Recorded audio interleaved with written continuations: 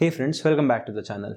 ChatGPT is the new buzzword in the town and everyone is going crazy about what it can do, the potential that AI holds, and just generally how far we have come in terms of technological advancements. People are talking about ChatGPT left, right and center.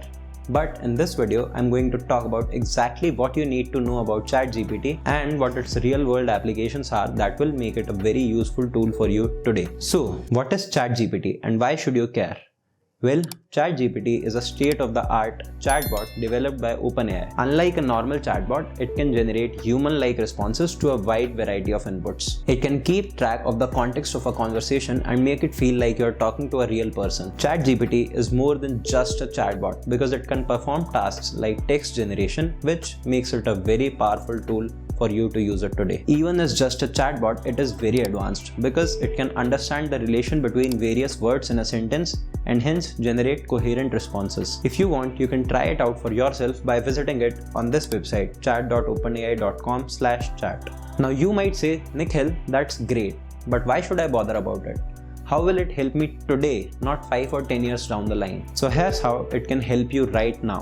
If you're a college student and you've got an assignment to submit, well, with ChatGPT, it's the end of college assignment. It can write your assignments for you. Oh, so should I cheat on my assignments? Now, I'm not saying that you should cheat or something. It's just that A, I don't get the point of irrelevant assignments, and B, even earlier, people were not doing the assignments by themselves. They're still using Google or the internet for help. ChatGPT makes this a lot more easier and time saving. So now, instead of surfing multiple websites, just surf one and save some space on the references page. Apart from doing assignments, ChatGPT could also help you with most writing tasks. For example, to write the script of a YouTube video, or to write a blog post, or to write an email to the president complaining about how a teacher turns into a dragon in the middle of a class and exhales fire, which can be dangerous for the students. My point is that you can use this tool to do any type of creative writing that requires thought, time and effort, which makes it a very useful tool even today. Of course, no tool is perfect and even ChatGPT might make mistakes sometimes,